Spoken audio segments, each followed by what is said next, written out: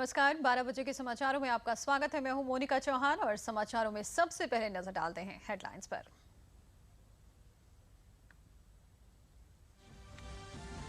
प्रधानमंत्री नरेंद्र मोदी 2 मई से 4 मई तक जर्मनी, डेनमार्क और फ्रांस की यात्रा पर जाएंगे। पहले चरण में जर्मनी की राजधानी बर्लिन में जर्मनी चांसलर के साथ करेंगे वार्ता।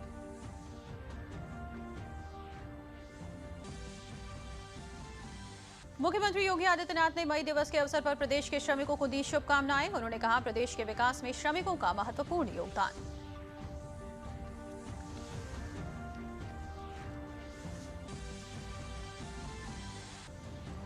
पूर्वांचल एक्सप्रेसवे पर आज से शुरू होगा टोल कलेक्शन का कार्य। आगरा लखनऊ एक्सप्रेसवे की तरह ही पूर्वांचल एक्सप्रेसवे पर भी टोल टैक्स में 25% की मिलेगी छूट।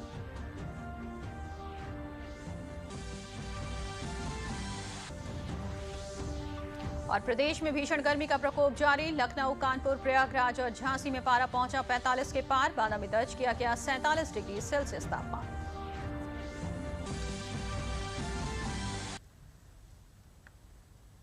और अब समाचार विस्तार से। प्रधानमंत्री नरेंद्र मोदी 2 से 4 मई तक जर्मनी, डेनमार्क और फ्रांस की यात्रा पर जाएंगे। प्रधानमंत्री की इस वर्ष की ये पहली विदेश यात्रा होगी। यात्रा के पहले चरण में प्रधानमंत्री जर्मनी की राजधानी बर्लिन में जर्मन चांसलर ओलाफ शोल्ज के साथ द्विपक्षीय वार्ता करेंगे। दोनों नेता छठे भारत जर्मनी अंतर सरकारी विचार विमर्श बैठक की सह अध्यक्षता करेंगे। डीडी न्यूज आप तक ये तस्वीरें लेके आ रहा है बर्लिन, जो कि जर्मनी की कैपिटल के नाम से विश्व प्रसिद्ध है। और मेरे पीछे आप देख सकते हैं जर्मनी की संसद की बिल्डिंग, जर्मन पार्लियामेंट, जिसको यहाँ बुंदेस्ताग के नाम से भी जाना जाता है। जब 2 मई को भारतीय प्रधानमंत्री नरेंद्र मोदी की मुलाकात होगी यहाँ के जर्मन चांसलर के साथ, इस मुलाकात पे पूरी दुनिया की नजरें टिकी रहेंगी। 2 मई को भी दोनों नेता, भारत के प्रधानमंत्री और जर्मनी के चांसलर, अंतर सरकारी परामर्श यानी कि छठे संस्करण की सह अध्यक्षता भी करेंगे। भारत और जर्मनी के बीच 70 साल से भी ज्यादा का कूटनीतिक रिश्ता है और प्रधानमंत्री नरेंद्र मोदी 4 बार जर्मनी की यात्रा कर चुके हैं।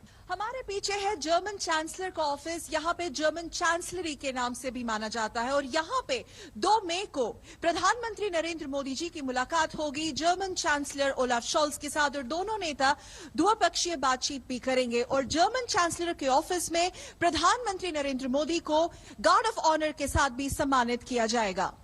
It's an opportunity to give a new strategic direction, and that's what we are looking forward, our leaders, to give this strategic push, a new direction to it. And we are looking forward to a green and a sustainable development partnership with Germany. Germany has been a very strong and reliable development cooperation partner for India. They have given a lot of assistance over the years in various dimensions of science and technology. Way back in the late 1950s, it was the University of Aachen that helped establish the Indian Institute of Technology in Madras. So they had a very strong academic cooperation, scientific and technological cooperation. Today we have over 30,000 Indian students in Germany who are engaged in doctoral and masters in STEM disciplines. So there has been a tradition of close cooperation in cutting edge areas of science and technology, research and development.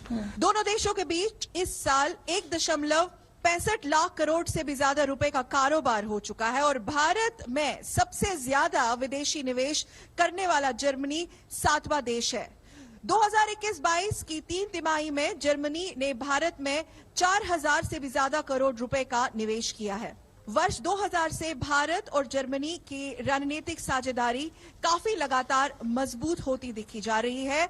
और 2 मई को जब प्रधानमंत्री Narendra Modi German chancellor के साथ द्विपक्षीय बातचीत करेंगे, पूरे विश्व की नजरें तो इस द्विपक्षीय वार्ता पे टिकी रहेंगी। देखना ये होगा कि क्या इस बार की बातचीत न केवल जर्मनी और भारत के रिश्तों को और मजबूत करती नजर आएगी, भारत का एक जो रिन्यूड कॉन्फिडेंस है यूरोपियन यूनियन संघ के साथ, वो कितना निरंतर आगे बढ़ता दिखता नजर आएगा। कैमरा पर्सन अंकुर अरोरा के साथ सकल भट्ट, बर्लिन से दूरदर्शन न्यूज के लिए।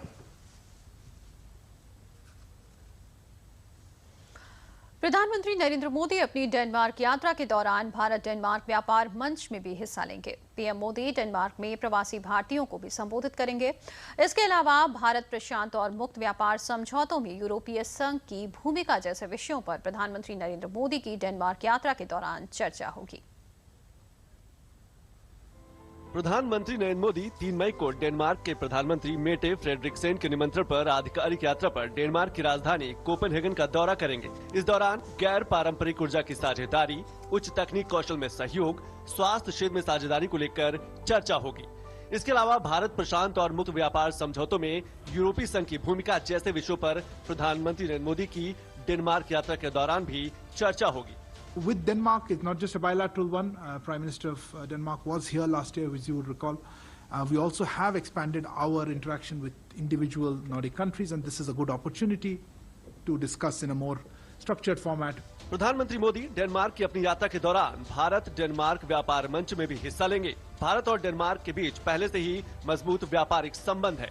भारत में 200 से अधिक डेनिश कंपनियां मौजूद हैं और 60 से अधिक भारतीय कंपनियां डेनमार्क में कारोबार कर रही हैं। प्रधानमंत्री नरेंद्र मोदी का डेनमार्क का दौरा कई मायनों में अहम होगा। एक तरफ जहां प्रधानमंत्री नरेंद्र मोदी का फोकस इस बात पर होगा कि कैसे मेक इन इंडिया के तहत भारत में निवेश को आकर्षित किया जा सके, तो वहीं दूसरी तरफ भारत और नॉर्डिक देश भारत में ग्रीन इंफ्रास्ट्रक्चर को दुरुस्त करने की दिशा के अंदर साझेदारी को और मजबूत करते हुए दिखाई देंगे, ताकि अर्थव्यवस्था और पर्यावरण संरक्षण को और बढ़ावा दिया जा सके। कैमरा पर्सन इंदु डांग के साथ अरुण शर्मा, दूरदर्शन न्यूज, कोपेनहेगन। थल सेना प्रमुख जनरल मनोज पांडे ने राष्ट्रीय समर स्मारक पर श्रद्धांजलि अर्पित की। जनरल मनोज पांडे ने एमएम नरवणे की जगह थल सेना प्रमुख का पदभार संभाला है। इसके बाद थल सेना प्रमुख को गार्ड ऑफ ऑनर दिया गया।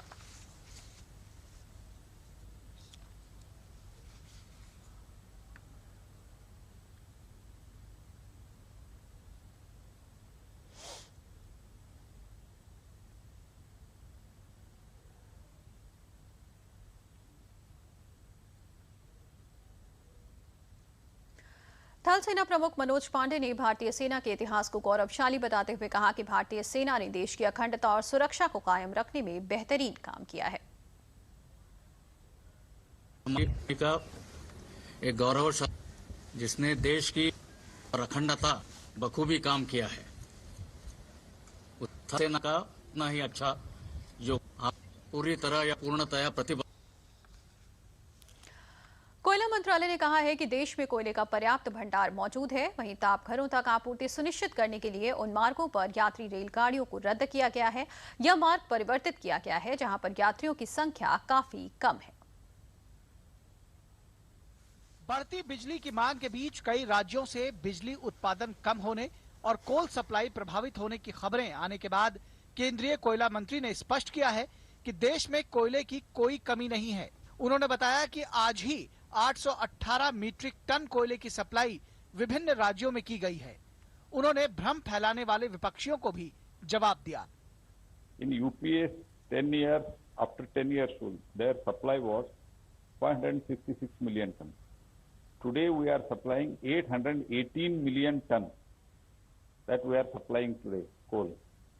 And since demand has increased, we are already all concerned department to power, coal and Ministry of Railways put together, we are trying to expedite the transportation also.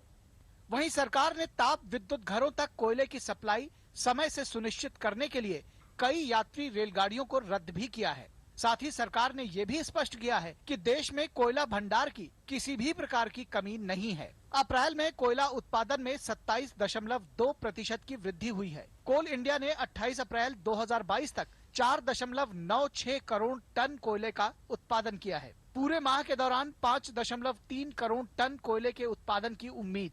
CIL में कोयला stock 56.7 metric ton और SCCL में 4.3 metric ton उपलब्ध है।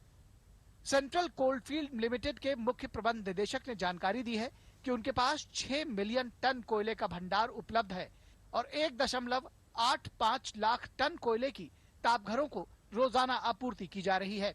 वहीं मांग बढ़ने पर अतिरिक्त व्यवस्था भी की जा रही है। जहाँ शॉर्टेज है इसको ऊपर एक इंटर मिनिस्ट्रियल ग्रुप भी मॉनिटर कर every day every day there is IMG group, morning में रेलवेज भी मॉनिटर कर रहा है। स्टॉक खत्म नहीं हुआ, स्टॉक 1 मंथ का स्टॉक है हमारा, पावर प्लांट्स का सब मिला के, बट कोई प्लांट में कुछ कम हो सकता है। तो ये कभी रेलवे में भी कुछ अभी पैसेंजर ट्रेन भी कुछ बंद हुआ, जो हम लोग भी न्यूज से जो पता चलता है, गुड्स ट्रेन बढ़ाया गया।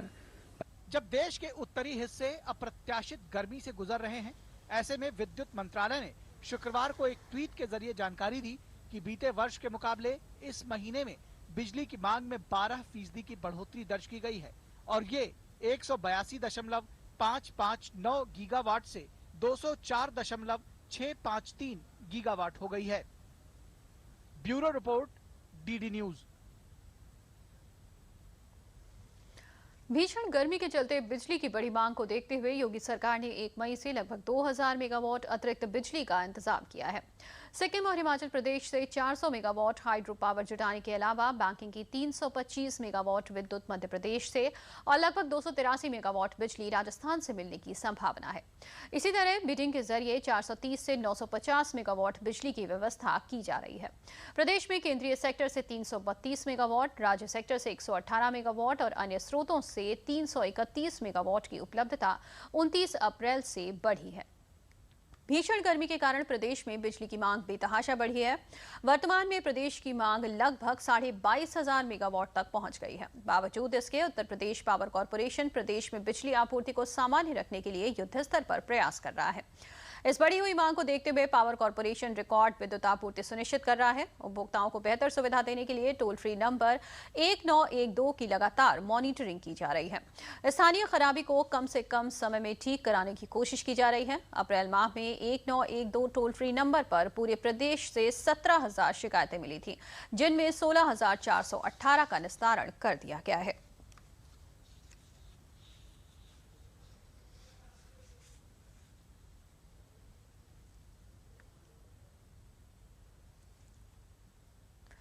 मुख्यमंत्री ने मई दिवस पर प्रदेश के कामगारों और श्रमिकों को हार्दिक बधाई और शुभकामनाएं दी हैं।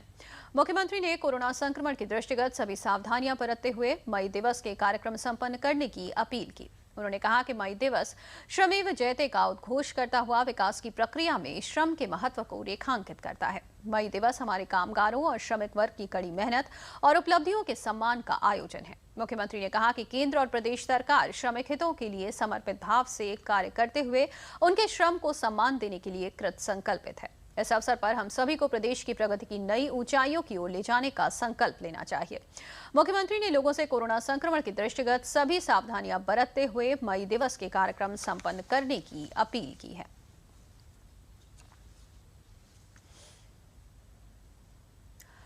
मुख्यमंत्री योगी आदित्यनाथ सेवानिवृत्त होने वाले सरकारी कर्मचारियों को पेंशन हेतु ऑनलाइन रजिस्ट्रेशन और भुगतान से संबंधित ई पेंशन पोर्टल का आज लोक भवन में आयोजित एक कार्यक्रम में शुभारंभ किया। इस कार्यक्रम से प्रदेश के समस्त मंडलायुक्त, जिलाधिकारी, जनपद के वरिष्ठ कोषाधिकारी तथा प्रत्येक जनपद कोषागार से पेंशन प्राप्त करने वाले लगभग 100 पेंशनर्स भी वर्चुअली जुड़े। एक सरकारी प्रवक्ता ने बताया कि सरकारी कर्मचारियों को पेंशन से संबंधित समस्त सेवाओं को पूर्णतः डिजिटल मोड में कॉन्टैक्टलेस, पेपरलेस और कैशलेस रूप से संपादित किए जाने हेतु ऑनलाइन पेंशन पोर्टल विकसित किया गया है। उन्होंने बताया कि इसमें यह व्यवस्था की गई है कि सेवानिवृत्त होने वाले सरकारी कर्मचारी द्वारा अपनी सेवानिवृत्ति के 6 माह पूर्व ऑनलाइन आवेदन किया जाएगा और उसकी सेवानिवृत्ति से 3 माह पूर्व पेंशन, ग्रेजुटी और राशिकरण के भुगतान आदेश निर्गत हो जाएंगे। पेंशनर्स को अपनी प्रथम पेंशन के भुगतान के लिए कोषागार में व्यक्तिगत रूप से उपस्थित होने की आवश्यकता नहीं होगी।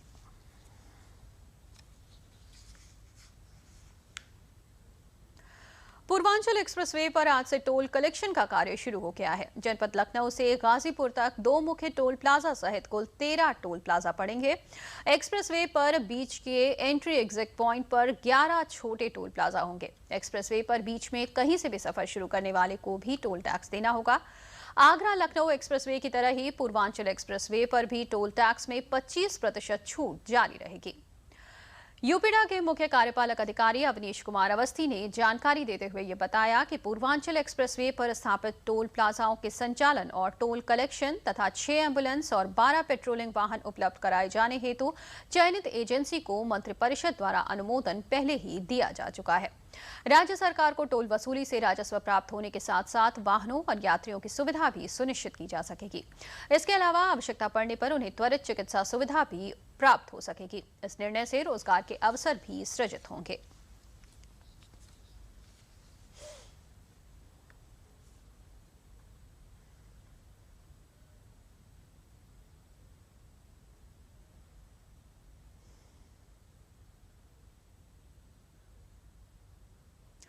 और अब बात करते हैं मौसम की।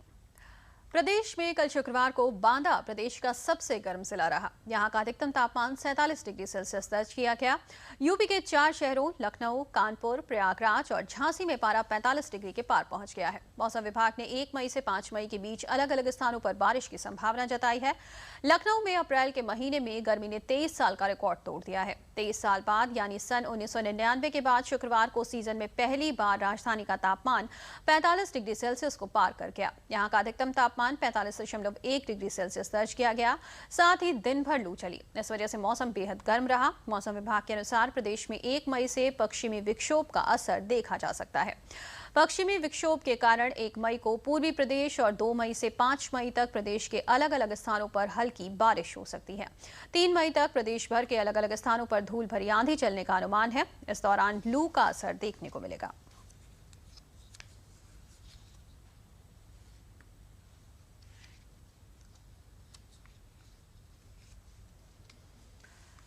भीषण गर्मी के लिए प्रसिद्ध बुंदेलखंड में इस समय पारे का कहर चरम पर है। कल बांदा का पारा देश में सबसे ज्यादा रिकॉर्ड 47.4 डिग्री पहुंच गया है। जिलाधिकारी अनुराग पटेल ने बताया कि बांदा जनपद बुंदेलखंड का सबसे गर्म क्षेत्र है। पूरे प्रदेश में सबसे ज्यादा गर्मी बांदा में ही पड़ती है। उन्होंने कहा कि गर्मी को देखते हुए लोगों से अपील की गई है कि वो दोपहर में घरों से अगर जरूरत ना हो तो ना निकले, कोशिश करें सुबह शाम ही काम करें।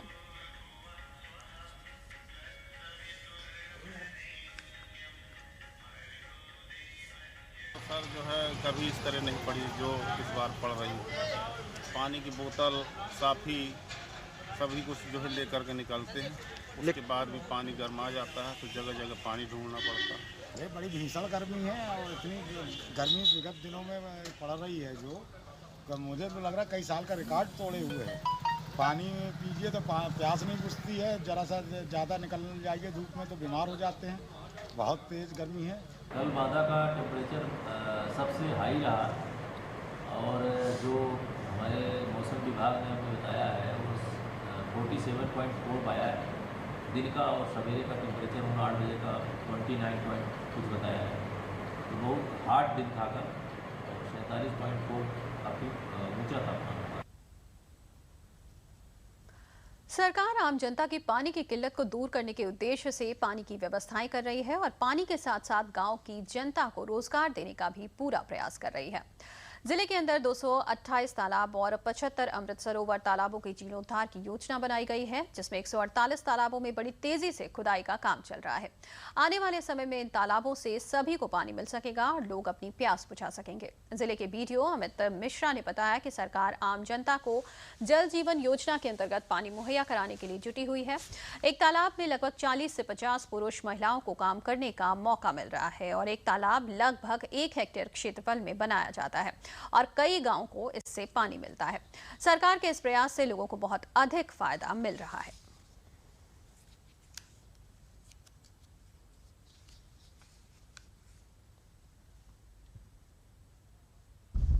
आप मनरेगा के अंतर्गत खुदाए गए तालाब का इस समय देख रहे हैं। इसमें पानी भरा हुआ है और जब मनरेगा प्रारंभ की गई थी इसी उद्देश्य से प्रारंभ की गई थी कि लोगों का पलायन रुके और गांव में ही रोजगार मिले और इसके अतिरिक्त जल संरक्षण और पर्यावरण पर कार्य हो।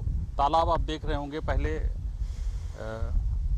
अतिक्रमित हो गए थे, उनमें पानी नहीं रहा था, तो इनको मनरेगा के अंतर्गत पुनर्जीवन दिया गया और इसके माध्यम से आप देख रहे हैं कि जो तालाब की इकोलॉजी है वो डेवलप हुई है। यहाँ पे जो पशु पक्षी जो जिनको पानी नहीं मिलता था सूखे में वो मिल रहा है। आग लग जाए या इस तरह कोई चीज़ हो जाए तो पानी की उपलब्धता है। गांव का जो लोकाचार है और धार्मिक कार्यक्रम होते हैं वो भी तालाबों से जुड़े होते हैं, उसके लिए भी गांव को इसकी सुलभता रहती है। इस प्रकार मनरेगा ने इसमें बेहतर काम किया है। चंदौली में एक दिवसीय दौरे पर आए प्रदेश के उप मुख्यमंत्री ब्रजेश पाठक ने भाजपा कार्यालय में पार्टी के पदाधिकारियों से मुलाकात कर अधिकारियों का फीडबैक लिया। इसके उपरांत उन्होंने जिला अस्पताल का औचक निरीक्षण किया। निरीक्षण में उन्होंने ओपीडी, इमरजेंसी, एक्सरे रूम, मरीजों के भर्ती वार्ड, जिला अस्पताल परिसर में लगे आरओ परिसर में बिगड़ी खड़ी एम्बुलेंस को देखा। आरओ प्लांट खराब मिलने पर उन्होंने चिकित्सा अधीक्षक को फटकार लगाई। इस दौरान उन्होंने साफ सफाई, दवाइयों के रखरखाव, मरीजों के साथ अच्छा व्यवहार, बाहर से दवाइयां न लिखने की सख्त हिदायत दी।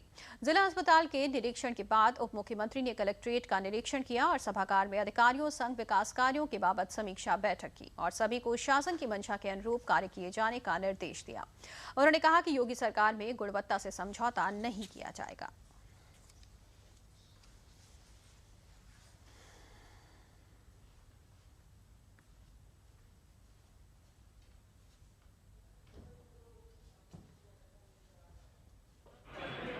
गरीब जनता को, आम जनमानस को उनके जीवन में परिवर्तन लाने के लिए आदरणीय प्रधानमंत्री नरेंद्र मोदी जी काम कर रहे हैं, आदरणीय योगी जी काम कर रहे हैं। केंद्र और प्रदेश सरकार की सैकड़ों ऐसी योजनाएं हैं जो गरीब जनता के जीवन में बदलाव लाने का काम कर रही हैं, उनके जीवन स्तर को ऊपर उठाने का काम कर रही हैं। आम जनता को, गरीब जनता को महसूस हो कि उसकी अपनी सरकार है।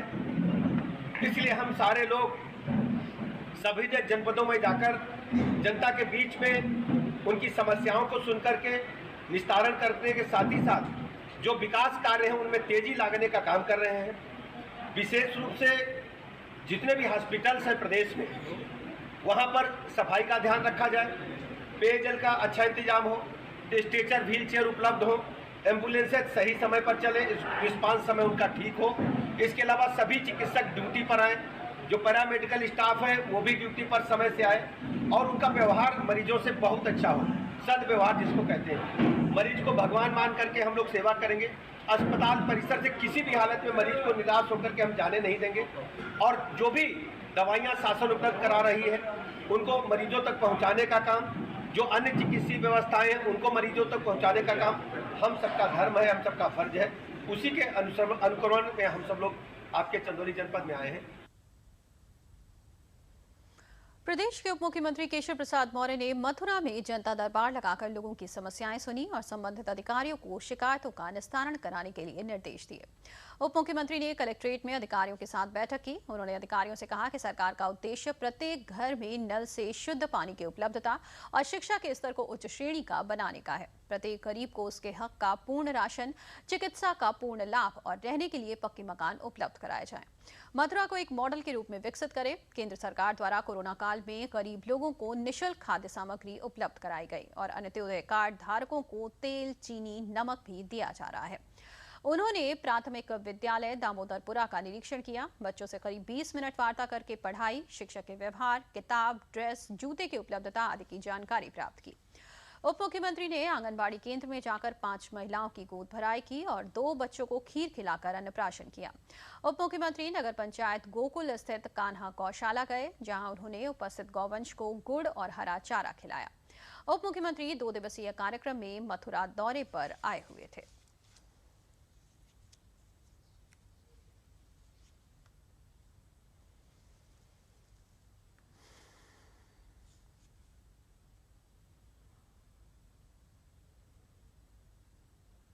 जनता की समस्याएं आकर के सुनने के लिए है। जो समस्याएं सीधे आदेश देने के उसमें आदेश दिया जा रहा है कि तत्काल कार्रवाई करें। जो जांच करके कार्रवाई करने लायक मामले उसमें जांच की टीम गठित करने का निर्देश दिया गया है और जो उच्च स्तर के अधिकारियों से जांच करके कार्रवाई की जानी है उसे उच्च स्तर के अधिकारियों से जांच करने का निर्देश दिया गया है। हमारा प्रयास है कि जो भी यहाँ जनता आई है अपनी समस्या लेकर के, जो सही समस्या है उसका समाधान होगा। जांच में कोई गलत पाया जाएगा तो उसको भी संतुष्ट करने का काम होगा। मुजफ्फरनगर में केंद्रीय राज्य मंत्री डॉक्टर संजीव बालियान ने कूड़ा निस्तारण प्लांट का शुभारंभ किया। उन्होंने कहा कि आगामी 5 माह में यहां लगे कूड़े के ढेर समाप्त हो जाएंगे। शहर के वार्ड संख्या 46 में नगरपालिका का समस्त कूड़ा कई वर्षों से एकत्र हो रहा है। इस समय यहां 2,25,000 मीट्रिक टन कूड़ा एकत्र है। मुख्यमंत्री योगी आदित्यनाथ और नगर विकास मंत्री ए.के. शर्मा शहरों के कूड़े के निस्तारण पर लगातार ध्यान दे रहे हैं। इसी के दृष्टिगत नगरपालिका ने कूड़ा निस्तारण की जिम्मेदारी मेसर्स एनवायरमेंट टेक्नो को दी है। केंद्रीय राज्य मंत्री मंत्री डॉक्टर संजीव बालियान ने कहा कि केंद्र और प्रदेश सरकार शहरों की स्वच्छता पर ध्यान दे रही है। सड़कों पर कूड़ा नहीं होना चाहिए और न ही कूड़ा किसी स्थान पर एकत्र होना चाहिए। कूड़े का साथ के साथ निस्तारण होना चाहिए। कंपनी के प्रोजेक्ट मैनेजर ने समस्त कूड़े के ढेर 5 माह में समाप्त करने की बात कही है। कूड़ा निस्तारण से आम जनता को दुर्गंध से भी मुक्ति मिलेगी।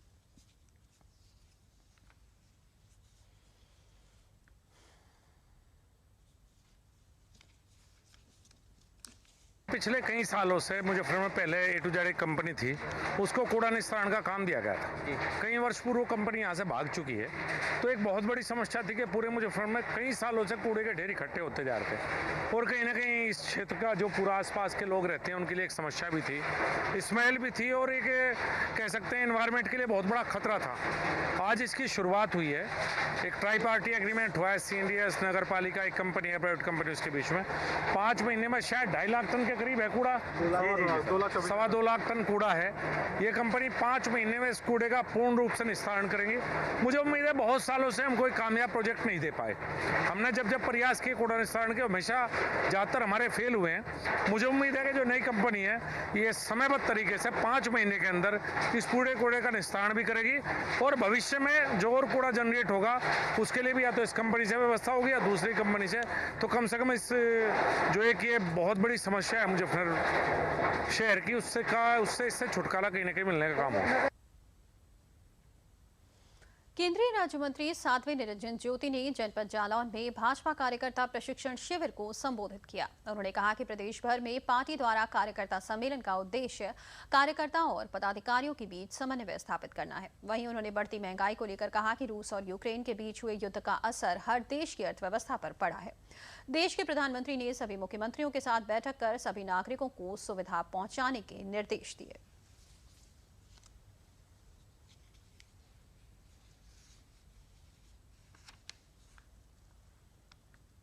मुझे लग रहा है कि माननीय प्रधानमंत्री जी ने जब मुख्यमंत्री की बैठक में संबोधन किया था, उस पर उन्होंने इंगित किया था कि जब विश्व के अंदर कहीं भी 2 देशों के बीच युद्ध होता है तो पूरे विश्व पर प्रभाव पड़ता है और उस युद्ध का प्रभाव हमारे भारत पर भी बढ़ाया। श्रीलंका की देखिए क्या स्थिति हुई है। मैं तो इस युद्ध के बीच में माननीय प्रधानमंत्री जी अपने नागरिकों को सुरक्षित बचा के लाए और देश को भी अभी बचा के रखे। श्रीलंका की क्या स्थिति हो गई देखिए कल्पना करें। ये एक भारत का अकेले नहीं है, एक विश्व स्तरीय समस्या है जिसको सारे देश चिंतित हैं। ऐसा नहीं है कि कोई चिंतित न हो। माननीय प्रधानमंत्री जी लगातार देश के सभी मुख्यमंत्रियों से वार्ता करने के अपने नागरिकों को इस परिस्थिति में जितना भी उनका सुविधा पहुँचाई जा सके।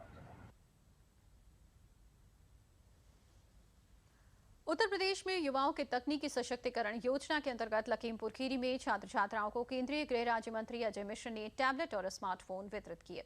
इस अवसर पर उन्होंने कहा कि प्रदेश में 1 करोड़ युवाओं को स्मार्ट बनाने का संकल्प साकार हो रहा है। साथ ही अजय मिश्र ने युवाओं को अपनी जिम्मेदारी के प्रति सजग कराते हुए राष्ट्र निर्माण में अपनी महत्वपूर्ण भूमिका निभाने की अपील की।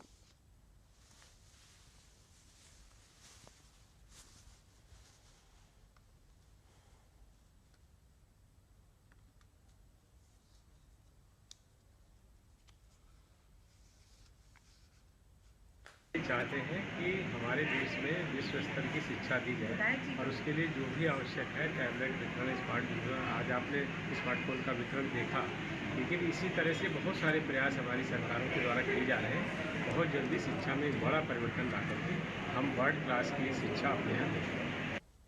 मैं गवर्नमेंट के लिए बहुत ग्रेटफुल हूँ कि उन्होंने हमें ये गैजेट्स और स्मार्टफोन्स प्रोवाइड किए जो कि हमारी एजुकेशन में हमें बहुत हेल्प करेंगे। जैसा कि हमने कोरोना के पीरियड में देखा कि बहुत से बच्चे थे जो ये शिक्षा से वंचित रह गए, जिनके पास फ़ोन्स और गैजेट्स नहीं थे तो वो अपनी ऑनलाइन क्लासेस नहीं कर पाए। तो ये हम गैजेट्स अब हमें हमारी ऑनलाइन क्लासेस, हमारे ऑनलाइन कोर्सेज करने में हमारी हेल्प करेंगे। इसके लिए मैं सरकार के लिए बहुत ग्रेटफुल हूँ। बट मैं चाहती हूँ कि आगे वो हमारी शिक्षा के लिए और ऐसे कार्य करें जिससे कि हम डिपेंडेंट बन। इस बुलेटिन में फिलहाल इतना ही। इजाजत दीजिए। नमस्कार।